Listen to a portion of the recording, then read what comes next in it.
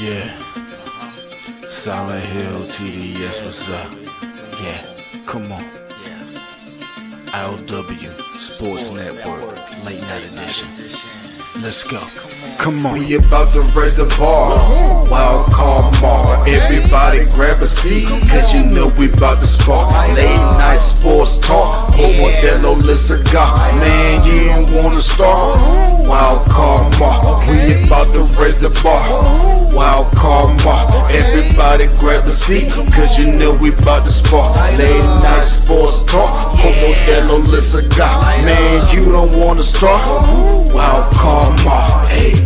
L Boogie with the hot flame, ashtray full of top names, little tree for your membrane. This the 9 hour time frame. I just snatched up a 6-pack, got my hands on a lid pack, whipping up a little batch of snacks. Yeah, man, I think I'm all set. Late night, can't sleep, go ahead and just tap in.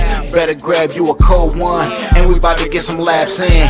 Wild card on the microphone, he'll hit you with a couple flurries. Y'all need to just strap in for some entertainment sports commentary. We about to raise the bar. Wild card bar. Everybody grab a seat, cause you know we about to spark. Late night sports talk. Modelo Le Cigar. Man, you don't wanna start. Wild card bar. We about to raise the bar. Wild card bar. Yo. I gotta fix that set. I don't know why that thing on StreamYard be messing with me. I be paying y'all too much money to be. Anyway, what's going on? What's happening? Your man Wildcard Mar back in the building. It is Wednesday, last show of the week. I apologize for the late start, but it's all good. I promise y'all I was gonna give y'all a show for Wednesday. And hey, here we are. Again, appreciate y'all. Love y'all. Y'all know what to do. Like, share, subscribe, hit that bell notification. Hey, my man O's in the building. Shout out to Ball and Buzz, Sports is Entertainment. Shout out to Omar, the sports professor.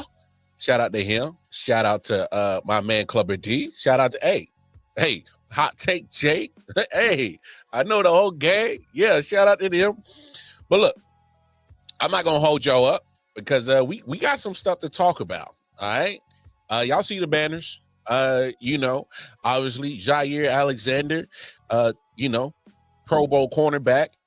He's made his way into a new home to Baltimore, and it makes perfect sense. We'll dive into that. If everything works out for them, they got one. If it works out, we'll talk about that.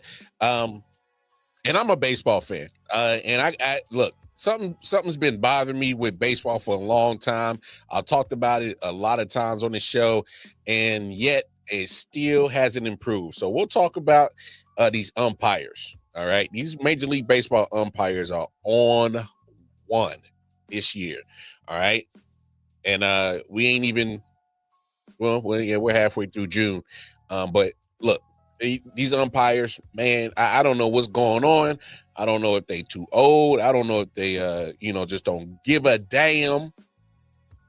Something got to give. We'll talk about the umpires and the fantastic job, as I say that very so sarcastically, of what they've been doing so far in Major League Baseball.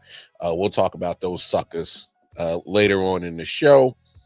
And of course, we'll talk, my franchise. Obviously, I'm a big fan of the Los Angeles Lakers.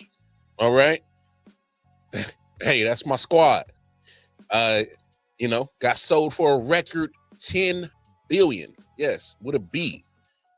Put that in your pipe and smoke it. Imagine taking over one of your parents' franchises that he started with like $465 million or something like that. And then all of a sudden, 40 years later, you sell it for $10 billion. Imagine doing that, huh? Hey, Dad, thanks for building, taking over a historic team, making them, the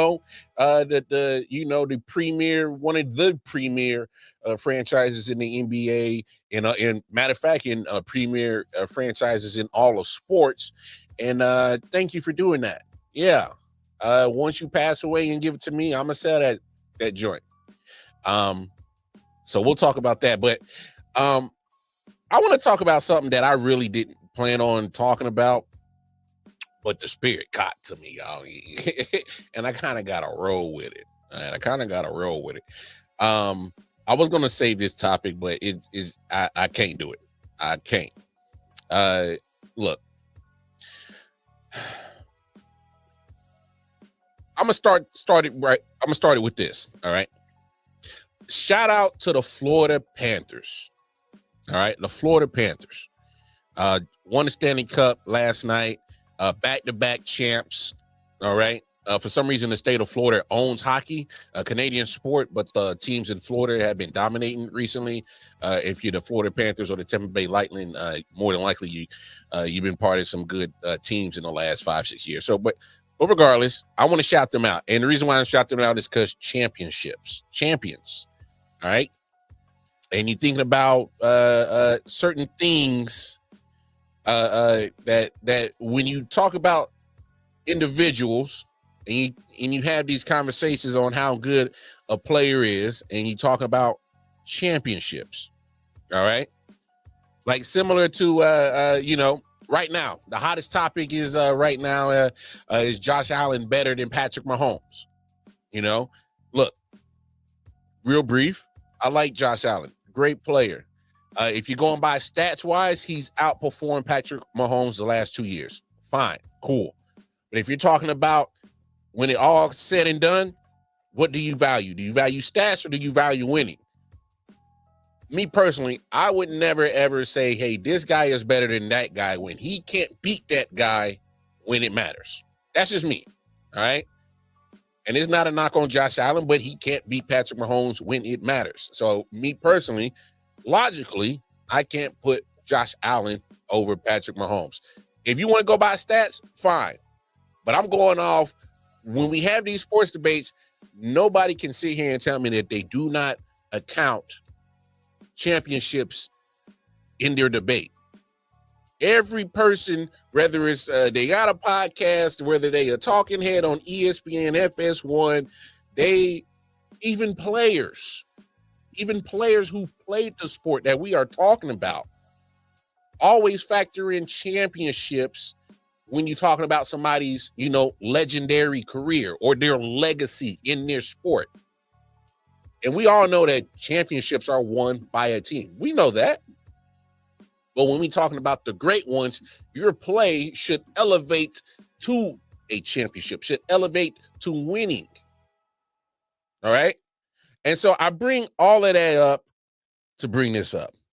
I was really just strolling through social media and Mind the Game. If you're not familiar with Mind the Game podcast, LeBron James, Steve Nash. All right. And interesting conversation came up between him and Steve Nash. And, we're going to talk about it because I find it very interesting. Shout out my man, Bobby G. Shout out my man. What's happening with you? All right. Y'all recognize the podcast tribal chief in the building. All right. But let's listen, and then we'll react. We'll react. All right. Let's take a listen. Yeah, I don't know. I don't know why it's discussed so much in our sport, and why it's the A-all, B-all of everything. You sit here and you tell me, Allen Iverson and Charles Barkley and Steve Nash, are fucking wasn't unbelievable. Like, oh, they can't be talked about or discussed with these guys is because this guy won 1 ring or won 2 rings or won, like, it's just weird to me. It's like saying Peyton Manning can't be in the same room with Brady or Mahomes because he only has 1 ring. They don't never discuss that in their sport. Right. Or telling me that Dan Marino is not the greatest slinger of all time, or he can't be in the room with those guys because he didn't win a championship. They don't discuss those things, I don't know. Did Barry Bonds win a World Series? I don't think so. I don't think so. Barry Bonds never won a World Series. And you can't sit here and tell me that he's not the greatest baseball player to ever touch a bat. I mean, Jerry West, I think, went to like 9 straight NBA finals. Right. And was only able to win 1. And he's the logo of our league. Yeah. So you can't sit here and tell me that, okay, well, because he only won one, the guy can't be in the same room with the guy who won 2 or 3 or 4. Like, why not? This guy, he's our logo.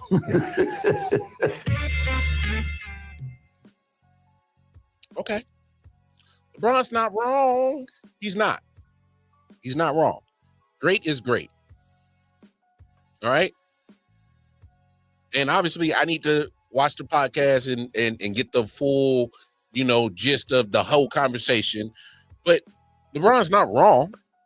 I would just add, and again, that's why I need to watch the full, episode.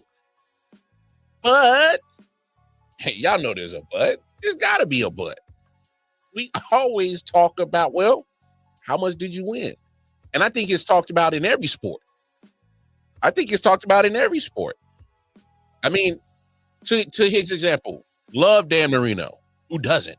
If you are a purist of NFL football, you love Dan Marino. You knew he had talent. You knew he could sling the ball. He didn't win. When you talk about all-time great quarterbacks, yes, he does get mentioned. But you know what separates him from the John Elways, the Tom Bradys, Patrick Mahomes, the Joe Montanas? You know what separates them? Championships. And you can't sit here and say that it doesn't. I just think just how we are as sports fans it's hard not to include championships, because we all know that at some point in our life, we played a sport and the goal was to what? Win. The goal was to win the championship. I've never heard of anybody, and somebody can correct me if I'm wrong, I never heard of anybody ever playing a sport to say, hey, man, I just want to be the greatest scorer of all time. I want to be known that, hey, man, I was the baddest scorer. I was the baddest rebounder. I was the best blocker in football. I was the best runner in football. Look, Jerry Rice, I assume, and I shouldn't assume, but watching him for a long time, and his, especially when he's done playing in media things that he's kind of talked away, he's always flashing them rings. When San Francisco went to Philly a couple of years ago for the NFC Championship game, Jerry was walking around Lincoln Financial Stadium. Literally, the man walks with a ring bag. Literally, he walks with a bag with all 4 of his Super Bowl rings in literally a jewelry bag. And when fans get to talking shit to Jerry, you know what Jerry does? He opens that little jewelry bag that he literally walking with, opens it up, and starts putting Super Bowl rings on his hand and goes like this. So you can't tell me that winning is not the ultimate goal and that the championships doesn't matter in talking about people's legacy, because it does. Even the own individual players are showing that it matters. So I get what LeBron is saying, but again, he's not wrong. Because when you talk about just there's going to be a conversation. When Aaron Rodgers is done, they're going to talk about how great he was. They definitely going to talk about how these last few years where you've been, whatever the hell been going on with him. But they're going to talk about, yeah, he was good. And one championship, it puts him in the conversation, but there's a ceiling to it. It's going to be a ceiling to it. All right? They talk about Brady as being the greatest. A lot of people do. Because what? He won a lot. They're not going to talk about his actual skill set, because if you actually look at Tom Brady's skill set and being an actual athlete, he's not the most athletic guy in the world. I would never choose his athleticism over in Aaron Rodgers. But damn it, as much as I hate Brady, that motherfucker knows how to win. I might rock with him more times than I would Aaron Rodgers. Because at the end of the day, I'm going to go with the guy that's going to win. I don't like Brady. Never really did. But I respect the winner. I like the winner. I respect the winner. Can't stand his ass. But I respect the winner. That's just how I rock when I talk sport.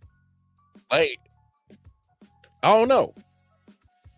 there's other players in other sports that feel the same way, where it's literally, all right, yeah, we could talk about what you've done, how great you are, but at some point in time, are we talking about the winning? Huh? That's all I'm saying. That's all I'm saying. Because at some point you gotta separate, the goods from the greats. How great was your play? Did it elevate to winning? Did it elevate to championships? And LeBron has done that. We can't. That's one thing we're not gonna sneeze at that. And that's why I'm kind of surprised how this conversation is going with LeBron, because it's like your play has elevated to championships. People are going to, insert that when they talk about you. It happens all the time in these GOAT debates, especially with Kobe, LeBron, Mike. Championships is always included. It's not just with that conversation with y'all. I think it's in every sports conversation. Did he win? I love Barry Bonds. Greatest player in baseball history. He is. He didn't win. He didn't win. He didn't win the championship. Some people will knock that against him. Some might not. But at the end of the day, people are going to include it in the conversation. All right? Now, Barry Bonds might be the only anomaly. He was so damn great. It's like, I might kind of let him pass if he didn't win the champion. I'm just saying. I saw a clip today. Speaking of Barry Bonds, I don't mean to get off topic. The man was literally walked by a Buck Showalter when he was down in Arizona. Had it been early 2000s. The bases were loaded. And San Francisco was down, I believe, 6-9. And in the bottom of the ninth, Buck Showalter literally intentional walking. Barry Bonds, bases loaded, and straight up said, no, you won't beat me. That's a cold motherfucker. I'm just saying, you were that cold that literally with the bases loaded, they said, no, instead of you potentially, more than likely hitting a grand slam home run to win the game or tying up the game, clearing the bases, I'd rather walk you, give you a run, and deal with whoever else is behind you, but I ain't fucking with you. You a cold mother, you a cold dude, and yet he can't get in the Hall of Fame. That's another conversation that's already been had on this show and probably going to happen again later down the road. But let's move on. All right. As we transition from LeBron in the championship conversation, because the team that he plays for, who is well known for winning championships and synonymous with winning championships, was sold for a record $10 billion. Man, imagine all the weed and hookers I could buy with $10 billion. Wifey, I didn't say that. But $10 billion. My goodness. I'm just going to say this, though. As a Laker fan, I am, this is going to be foreign territory for me, because my whole existence on this planet, the Lakers have 100% been owned by the Buss family. Obviously, Dr. Jerry Buss is no longer with us. Jeannie Buss has been running it with her brothers, but she's been pretty much running it. And they're selling majority stake. All right. This is just crazy for me. Because I don't know what this holds for the future. Who's going? Well, we know who's buying it. He's the Dodgers owner, but so I think most LA people are going to be okay with that. Escorts are more elegant. I should have went escorts instead of hookers. So you are absolutely right, Omar. Yes, let's go with that. More elegant, I suppose. I would know. I don't. Anyway, let's keep it about sports. But yeah, this is foreign territory for me, because obviously with them being sold, how are they going to run the team? How, who's going to be put in charge? blase, because now that the Buss family are no longer majority owners, there's going to be some times where, they may not have the cachet or to say on certain moves on how the team is operated. So, this isn't, this is crazy. For me, this is earth shattering. Because I'm gonna put it in perspective. I want to hear what Shams had to say, and then we'll discuss, what this future looks like with the Lakers. The late Jerry Buss bought the Lakers for $67.5 million in 1979. Today, his family is selling the LA Lakers for $10 billion. It's the largest sale of a pro sports franchise in the world. Now, all this news is coming after the Celtics sale just recently for a record of over $6 billion. What's the reasoning behind this sale for the Buss family? Kevin, 10 billion reasons why. And like I said, the Jeannie Buss and the Buss family seemed like they were poised to keep this team forever. And there are two executives there, actually, that are Buss family members. It's the Buss brothers, Joey and Jesse Buss, that are known in NBA circles as really rising executives in that front office, even as part of ownership. So for the family to now sell for $10 billion, it's an astronomical figure. It's something that, of course, is now going to set an immensely high bar. You think about it, they're the largest sold franchise in sports history in the world. And that includes soccer teams, football, or should I say football teams abroad. That includes NBA teams, MLB teams, anything in the world. $10 billion, 10 billion reasons why. $10 billion. Why? Man. Record breaking. I mean, these sports franchises keep going up and up in dollars. So imagine this. I would have never imagined as a sports fan that the two most historic franchises in basketball history, both the Celtics and the Lakers, would have been sold in the same calendar year. And just to rub it in you Boston Celtics faces, we got sold for a lot more dollars than y'all. Say 4 billion more. No, I'm just throwing that in because Magic, being Magic, was like, look at that. Some rivalries never die. Just to say, hey, we got one up on you. So that was crazy to hear. But let's hear what Brian Windhurst has to say, because he always drops some good information that can help drop some, I guess, some clarity to the situation. Hopefully, what he has to say can help, I guess, from my point of view, kind of clear up some of the, I guess, questions that I might have, like who might possibly be in certain positions, if they're going to, transition of power. How's that going to play out and all that? So seismic? I'm putting a question mark with the tone of my voice, but I mean, it's the Lakers. It's $10 billion, Brian. There's some monster headlines here. What's your reaction to this story? This is one of the biggest things that's happened in the NBA in terms of, shifts that we've seen in the last 15, 20 years. It was not a mystery that Mark Walter was probably going to be the next owner of the Lakers, because in his deal, he had the right of first refusal. It was just a matter of when the Buss family, if the Buss family ever decided to give up a majority position. And that has happened. And the timing is interesting. It's maybe not a total shock because the Celtics just reset the market. The Lakers are one of the biggest brands in the world. So the fact that it's $10 billion is not a surprise. Mark Walter is not a surprise. The Lakers are a very well-respected organization, but a small organization. And we saw what Mark Walter and his partners did when they took over a major brand that was operated like a family company when they bought the Dodgers. Now, it's not apples to apples, Scott, because in baseball, there is no salary cap, and the increased spending changed the entire world for the Dodgers.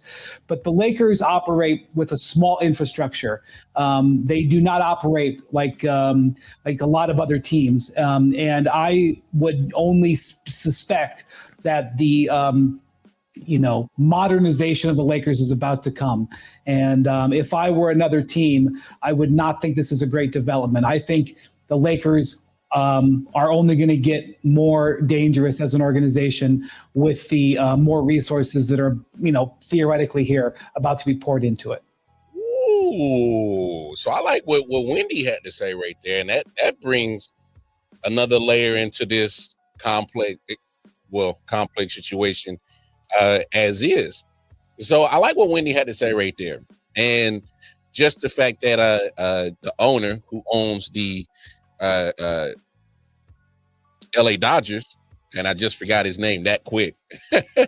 I'm gonna pull it up in a second. The fact of what he was able to do. Mark Walter, there it is, for what he was able to do with the Dodgers. We talk about the Dodgers in the same breath as we would the Lakers. And when we talk about what the Dodgers are to their sport, obviously the Yankees are the most winning franchise, but the Dodgers, who are the Dodgers, are still a big market, very, I guess, one of those big market teams that everybody is well known across the world. And they were going through their times where they were struggling getting World Series. Now, the Dodgers are always pretty much prohibited favorites to win the World Series. And that's been under Mark Walter's tenure since he's taken over the Dodgers. So I like what Windhurst had to say right there, man. Because you look at some point in time, the Lakers got to get back to consistent winning ways. All right. This isn't the same Lakers franchise that I'm accustomed to when, you're raising playing tournament champion banners. Huh? Barely getting out the playing tournament to compete for championships. Obviously, this year was been a minute since they didn't have to worry about the playing tournament, but didn't even matter. It got bumped out the first round so quick and so easy. So you look at a guy like Mark Walters that has done this in a different sport, taking a historic franchise and then, use it modern, I guess franchise ethics or way of running your franchise, probably more analytical. And obviously, Windhurst makes the great claim, and he's right about this. You got to find out how to balance the money, going from no salary cap to getting capped in the NBA. But if you take that same mindset of what he did with the Dodgers and turn it to this, who knows? But one thing that I would be concerned about, I would be concerned if I was LeBron James. I would. Because when you have a transition of power in your franchise, you are not guaranteed to be part of the future. All right? Quick story. I'll make it quick. When I was working at one of these corporate restaurants back in Charlotte, my mid-20s, I was making good money. They brought in another sous chef, and the regional manager shut me down and said, "Hey, man, nothing to worry about." Now, mind you, we just got a new general manager, and we get through the holiday rush, get through New Year's. A couple of days later, I get the axe. They fired me because something in the back of my mind said, "Man, new manager, a sous chef just comes in. There's no position for him. There's no space for him. Well, why y'all sitting me down? Why y'all talking to me? I wasn't part of their future plans. It didn't matter how good I was at my job, how liked I was. All right. At the end of the day, I wasn't part of that new power structure's future plans. They got what they got out of me, helped them get through holiday rush, get through New Year's. They said, have a good one. Yeah. And literally, I had a newborn. Just had a newborn. They didn't give a fuck. I wasn't part of their plans. So what I'm saying is LeBron needs to be privy, which I'm pretty sure he is, because he's no dummy. Is you see this power structure coming in, there's going to be a change of power at some point in time when this deal gets finalized, finally gets approved, and the new owner comes in, Mark Walter, and he's going to look at first thing he's going to look at is salaries. Who make the most money? And they're going to look at LeBron James' salary. They're going to look at, I think he's probably making upwards to 50 plus million a year. And then they're going to look at his age. This 40-year-old. See, because y'all remember Jeannie Buss gave LeBron an extension, I think a couple of years ago. Another extension. So Mark Walter, the first thing he going to look at is where's the money at? Any smart business guy is. Now, I'm not saying LeBron should be worried about his job and being a Laker, but what I am saying is you should never be surprised when a new power structure comes in and you may not be part of their future plans. They might come in here, Mark Walter might come in here and literally change everything. He might come in, man, and let me get a new coach. You, JJ Redick, nah.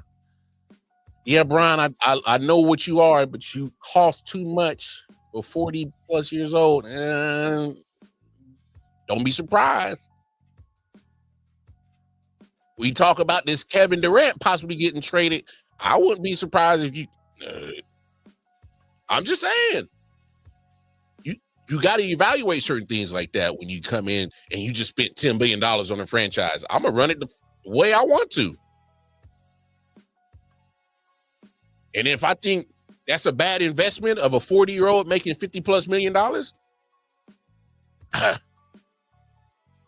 go into it. Don't act like LeBron wouldn't still get you solid value. If Desmond Bane can get you 4 first-round picks, if Desmond Bane can get you 4 first-round picks, I bet you there's a team right now that shit that could at least get you 5 for Bron, and knowing you ain't probably gonna get no more than a couple of years. Come on now. And as a businessman, he should consider it. I know what LeBron James is, but we got to talk about future. We know your time is coming to an end. When I know your time is coming to an end, then I gotta find some type of value for you. All right. One thing I always respect about Bill Belichick, he never and Bobby and Randy, made sure to remind me, and I ain't gonna talk about what I said after that. He always moved off of superstars that were aging a year or 2 years before they hit over that hill. You get that veteran who's aging, and right before he starts coming down off that hill of his prime, you get rid of him because his value is still worth something. Now, luckily, LeBron is showing at 40 years old, he still got it.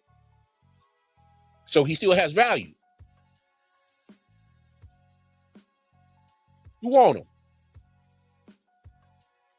Huh? Who want him? I'm just saying.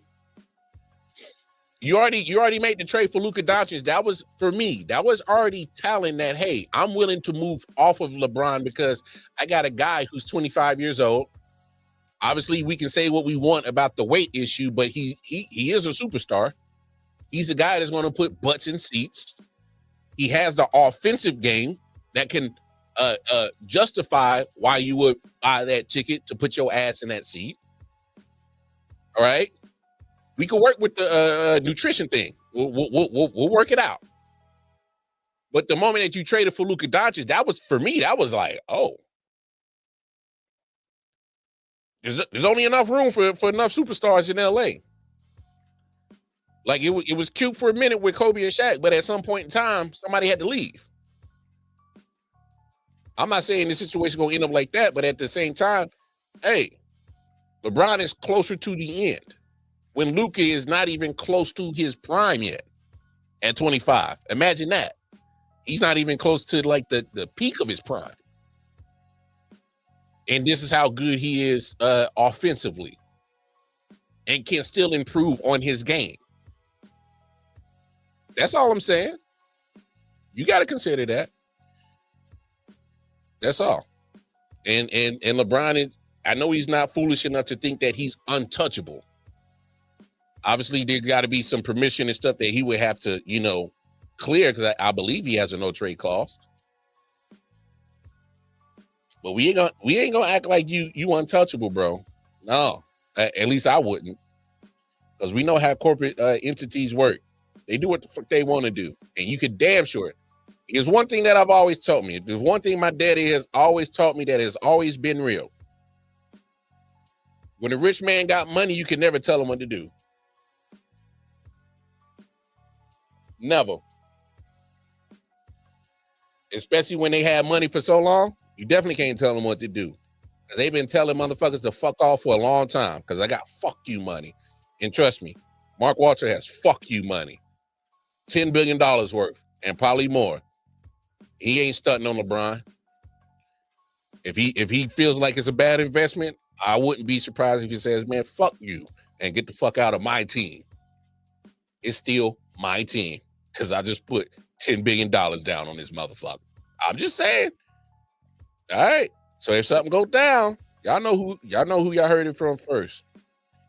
I'm literally thinking at this as a business move. I don't think it's a smart move to move off of LeBron. I'm looking at this business-wise, especially when a new power structure has just taken over the team. All right. You just got to think how they think. That's all this is. Speaking of championships, there's some teams that's trying to get championships, and that's Baltimore Ravens. All right. One of those teams. And they sure are doing a hell of a job to make sure that they put the aces in places to get past Kansas City. Yeah, I said it. Get past Kansas City. All right. Look, let's be honest, y'all. There was only two places that Jaire Alexander was going. All right. There's only two places. It was either going to be Buffalo or Baltimore. And the reason why I say that, and obviously I don't have nothing to prove that, I'm just going off of what makes fucking sense. All right. If you're Baltimore, if you're Buffalo, who's the team that's in your way? It's a guy in Kansas City named Patrick Mahomes. He's in your way. So what you do is you stack up the side that directly opposes him, your defense. All right. There's been moves that Buffalo has been making over the last few years, especially when it comes to drafting and free agency. Look at how they're building their team. Pass rush, secondary. All right. Look what Baltimore's been doing the last couple of years. Free agency and drafting. Don't believe me? Go look at what they're doing. Pass rush and secondary. All right. When there's literally a factor, a roadblock in your way to championships, you got to stack the deck. Got to stack the deck against what is stopping you from getting to that point. His name is Patrick Mahomes. And no, this is not me being a Chiefs fan saying, no. Let's logically think about this. If there's one person that's in your way, you got to do something to make sure that you get them out the way. And in Lamar Jackson's case, not only is Patrick Mahomes is in his damn way, but lately it's also been Josh Allen in his damn way. And for Josh Allen, it's been Patrick Mahomes in his damn way. All right. So this is a move that Baltimore is saying, like, hey, man, that mother in Kansas City, if we run up on them in January, we in playoff time, we're gonna need the ammunition to go against him. And I don't know if you're paying attention to what Kansas City's doing. They're coming back with a Hollywood Brown, who's now 100% healthy, speed. All right. Rashee Rice is now back, healthy, speed. And there's no sign of a suspension coming. So more than likely, he'll probably be available for all 17 games. All right. Then you talk about Xavier Worthy, who had a solid rookie season, around 700 receiving yards, around 60 catches, and I believe he had about 6 TDs for a rookie campaign. Solid. So then you take the fact that Rashee Rice has already got their rapport with Patrick. Hollywood Brown is, going to have that rapport with Patrick, even though he was hurt, was still in meetings, still learning, still, taking in information. Xavier Worthy had the rookie season to go along with Patrick and Travis Kelce. So he's going to be in year 2 in the Andy Reid offense. So when you look at Mahomes now this year getting his arsenal back, healthy and a lot of speed, you as the other people who this guy is in your way, you got to get your weapons too. This was a no-brainer for Baltimore. And it looks good on paper. All right? It looks good on paper. Because I want y'all to really look at this in the grand schemes on paper. All right? On paper, this is what your man Jaire Alexander is getting added to. So you got Awuzie at cornerback, Nate Wiggins, who they drafted. All right, who's going to get better. All right, Kyle Hamilton at safety, one of the best safeties in all of football, playing planet Earth right now. Kyle Hamilton is like that. They add Malachi Starks in the draft, another safety who was a ball hawk in college. Obviously, need to translate and transfer it to the NFL, but it can happen because the guy's nice. The kid was a baller at Georgia, all right? Add that to a Pro Bowler you already have in Marlon Humphrey, all right? So on paper, when you add Jaire Alexander to that, this exactly looks like, hey, got to play counteract. Got to counteract what's going on in Kansas City. Got to counteract what's going on in Buffalo if I'm Baltimore. Because now you got 2 dudes who are all Pro Bowl MVP quarterbacks. Yes, I know you got one, but damn it, you got 2 in your way. Kansas City's gotten you in the playoffs. Buffalo's gotten you in the playoffs. You got 2 giants in your way. And they going to throw that peel, damn it, especially Josh Allen. He going to throw that peel. So you better get your weapons ready.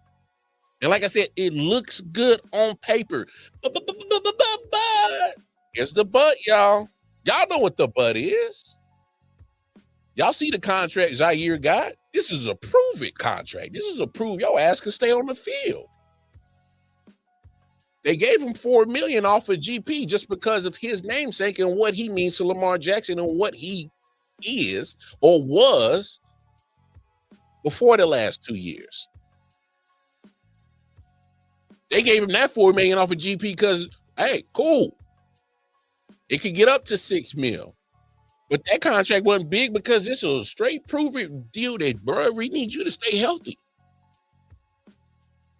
Because Jaire Alexander, a healthy Jaire Alexander, that can put the Ravens defense in contention to beat a Buffalo in Josh Allen, beat a Kansas City in Patrick Mahomes. Yes. That if is big.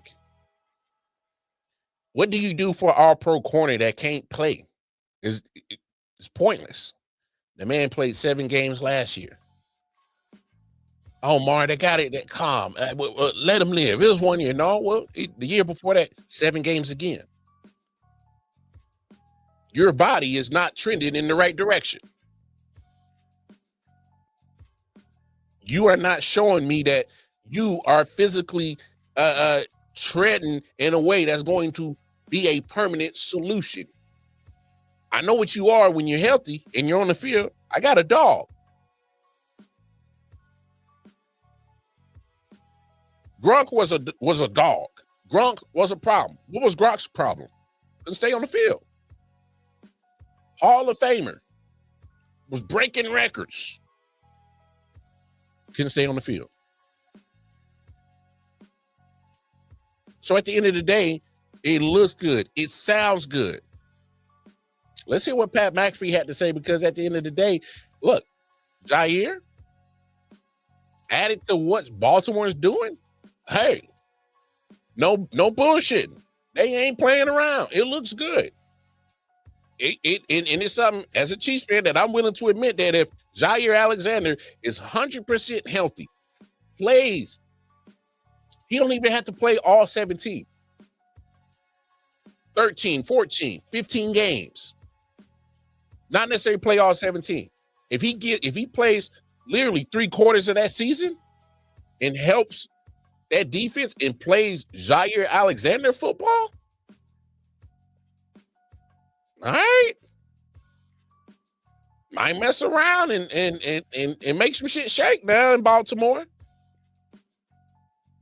Had them boys going crazy in that Under Armour down there. But he got to be there. Let's listen to what Pat McAfee in the crew had to say. For asthma. Jaire Alexander has signed with the Baltimore Ravens. Wow. That was quick. Damn. Lamar Jackson's words to Jaire Alexander's ears, and the Baltimore Ravens have signed Jaire Alexander to join that Baltimore Raven team that is yearning for a Super Bowl. From what Schefter told us, it's probably a 1-year deal, looking to become a free agent after this year. Did that change in negotiations? Who knows? Jaire feels like a perfect fit with the Baltimore Ravens culture. And once again, the conversation is, can he stay healthy, right? Yep. That's the entire convo, D-Butch? That's the only conversation when it comes to him. He's still in the prime of his career, great ball skills, can play man-to-man, can play zone. Then you put him in the secondary with a guy like Kyle Hamilton, young superstar, Marlon Humphrey coming off one of his best years in the NFL. Nate Wiggins, young corner, they got out there with a lot of talent as well, man. Some great pass rushers up front. Chuck P back in the building. It's a great signing for the Baltimore Ravens. Love that Lamar came out, spoke publicly about his guy. I'm sure he already knew kind of the wheels were in motion. Him being in the building, getting it done. While Shefty could have told us. Shefty had to know he was in the building. But this is great news from Jaire and the Ravens. Yeah, Eric DeCosta getting the deal done. Let's go to AJ Hawk, who said in the group text, he'd be a great fit. Why do you think that? Just because of personality, style of play? What are your thoughts? Yeah, I mean, all of the above, D, but, there's not really like Jaire can kind of do it all when it comes to how he covers. But I think just especially if he's on a 1-year kind of prove it deal, let's get to a big old contract, Jaire would fit in beautifully with that secondary because this dude has some moxie. We know what he's done. Like, we know the whole captain situation where he thought he was going to be captain. He was in his hometown, all of that stuff. But I think he'll fit in beautifully because I think when you get a change of scenery like this and all of a sudden he's going to be like reinvigorated, the question obviously, can he stay in the field? If this dude's on the field, he absolutely makes plays every single game. Without a doubt. So that's just not me saying it. This is the pro saying it. He's a ball hawk. He's a baller. Baltimore got a good one. Telling you, you don't have to play all 17. He just needs to play at least minimum 13, and he needs to be available for the playoffs. I need to put that in there. He needs to be available for the playoffs for them to even have a shot at taking down a Buffalo or Kansas City. Just my opinion, because I think that's a huge trade. And like AJ Hawk said, it's a 1-year prove-it deal, kind of like how I mentioned earlier. Hey, if this turns around and works out for him, he could turn around and turn this into another bag. I mean, he's 28. By the time this deal is done, he'll be 29. Obviously closer to 30. He might mess around and get a solid 3 or 4 year deal, and he can call it a done deal. But he has enough left, barring injuries, to turn this around into another bag if he plays it right. Don't know if he'd be with Baltimore or another team. Wait, hey, watch out for Jaire Alexander this year if he might mess around and do something crazy. But man,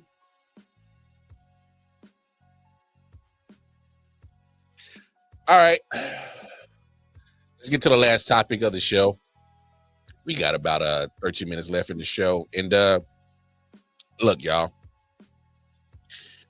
I don't know what the problem is with this MLB umpires. They if you ever watch a baseball game, y'all, I tell you, it'll upset you. It'll make you mad. All right. It'll get you pissed off. because sometimes it's just like, what are y'all doing? Like literally, what? Sometimes, and the reason why I say that is because we're gonna look at some shit that really just slaps my chaps sometimes. Literally, it literally does. Man, look at this foolishness, y'all. Look at this foolishness right here. All right. Literally. Hold on. Let me get the bigger joint. Here we go. All right. I'm gonna try to get my big ass head out the damn way. Hey man, look at this. For the Rays, and here's Josh Lowe putting down a bunt, and the throw to first. He is out at first. The call. No and challenge. Boy, you're right. No challenge. And left. he was safe. And here comes Kevin Catch. I mean, this isn't even going to be close. It's not. That ball's not even close to the glove. Goodness. Wow. 6 hits for the Rays, and here's. Hey man, something got to be done.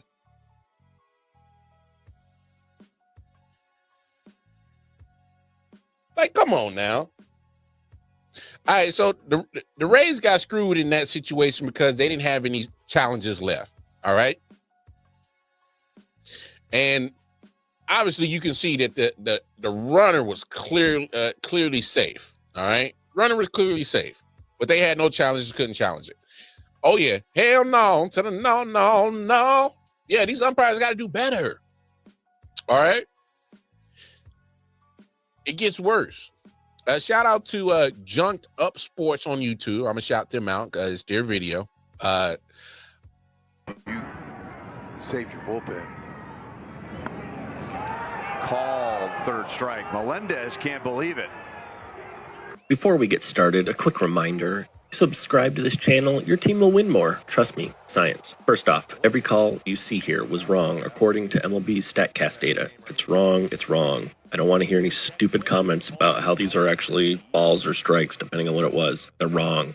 Also, I don't hate umpires. Just the ones with sticks up their butts. You know the type. Also, yes, I get it. Catcher framing impacts some of these calls. It's 2025, folks. We can do better than this. I'm not saying we should replace the umpires. Come on. We should be using technology to fix a strike that's 6 inches out of the zone. If I can trade my millions of dollars with a couple taps on my phone, we should be able to fix this. Baseball is still stuck in 2000 or maybe 1940. Who knows? Anyway, drop a comment, whether you think I'm right or wrong, or tell me your favorite ice cream flavor, or just whatever. I don't care. Anyway, enjoy this show. May your team win, and may the umpires be slightly less terrible next time. Peace. Yes, see you later. So again, shout out to Junked Up Sports YouTube.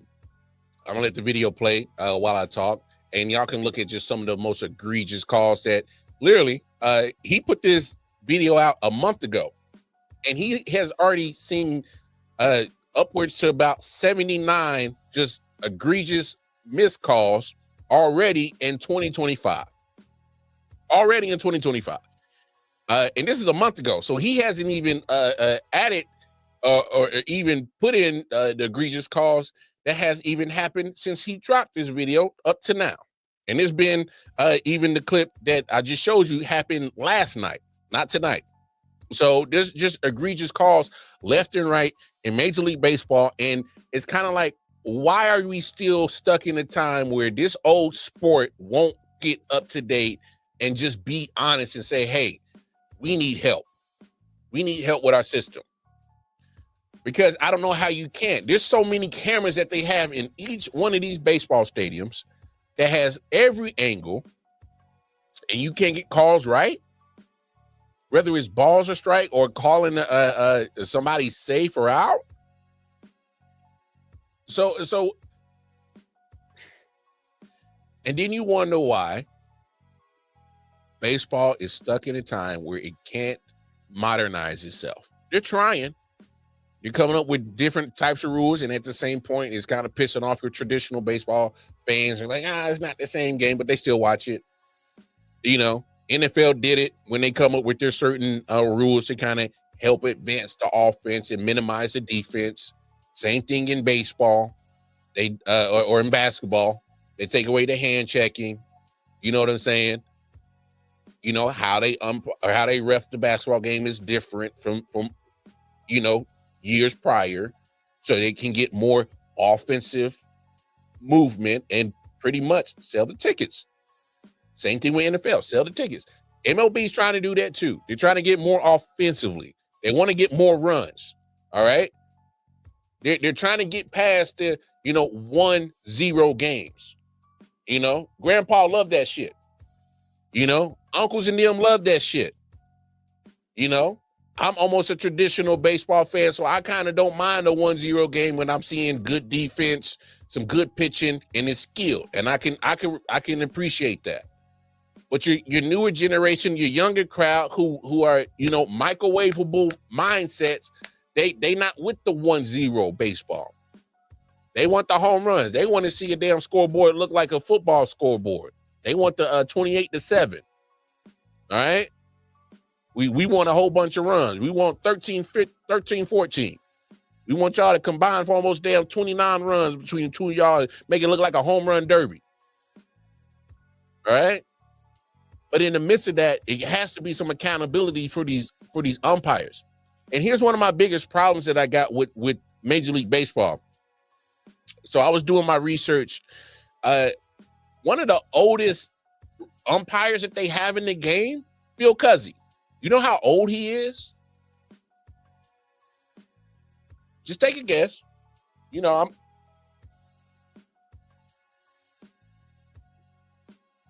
right. He's 69 years old. And I bring up his age because how is a 69-year-old supposed to get in, you know, I'm just saying like at some point in time, his vision's not going to be the same. He's not going to see things as sharp as he used to. Not at 69. When these cats are throwing in triple digits, throwing balls and strikes in triple digits, how is his eyesight supposed to catch up with that? He's 69. He probably got glaucoma. He probably need this more than me. Might help out his glaucoma. I don't know. But I know for most 69, you know, people that I know, they're not, you know, in an occupation where they have to catch these fast moving actions. Those pitchers are moving fast as hell. They run in the first base. You know, how does an umpire miss something like that? And for me, one of the problems is because your staff is old. Your umpire crew is old. What are these old motherfuckers? They old. We moving too fast. There's no way you can expect an old dude to catch anything moving fast. Period. It's funny. Quick story. I went to the Kansas City Jazz Museum here in Kansas City. It's right next to the Negro League Baseball Museum. They had this old dude playing security guard. My life's in danger if something go down. What the hell is this old dude supposed to do? When shit is popping off and shit is moving fast, old and fast never mix. All right? Oil and water don't mix. All right? You feel me? That don't mix. Old and fast don't mix. Speed and ice don't mix. There's certain shit just don't go together. And an old motherfucker trying to catch fast things moving ain't never gonna work. But you got the technology to fix it. You can fix all of that. You can get the right calls. You don't have to be in a situation where a team is out of challenges. You should be able to correct, hey, man, that was safe. Or that was out. You know what I'm saying? Just like in the NFL, they automatically review touchdowns. At some point in time, I just think you should get to a point in time, because you got the technology to look at calls that are questionable and just get it correct. I shouldn't have to waste a challenge on that. You should, as a sports entity, to say, hey, we want to get it correct. Because you're taking away, you quite frankly pissing me off. as a sports fan, because it's like there's no excuse why you can't get it right, and you're literally refusing to get it right, Major League Baseball, because you got the resources. You got the resources. All right. Again, shout out to Junked Up Sports with the dope video. Look, just a lot of bad umpire going on already. All right. Whew. That's crazy, man. I can only imagine being a batter in a Major League Baseball and at a pitch damn near 4 inches off the plate, and you bring me up. That's crazy. All right. Yeah. We getting ejected today. We getting ejected today. Because I'm gonna give me an earful. All right, y'all. I'm gonna get up out of here. Y'all know what the deal is, man. Y'all have a great weekend. Obviously, we got NBA Finals Game 6 tomorrow. And then just go out there and enjoy some sports, and most importantly, go out and just enjoy life. Damn it. All right. Life is short. Don't ever take it for granted. And while you living on this earth, make a mark. Make a mark. And most importantly, take care of yourselves, take care of each other. I love y'all. Appreciate y'all. Y'all know where to find me. Like, share, subscribe to everything. We up out here, man. Have a great weekend. Peace and love. Yeah. Solid Hill TDS, what's up? Yeah, come on. I.O.W. Sports Network, late night edition. Let's go. Come on. We about to raise the bar. Wild card mark. Everybody grab a seat, cause you know we about to spark. Late night sports talk. Modelo, cigar. Man, you don't wanna start. Wild card mark.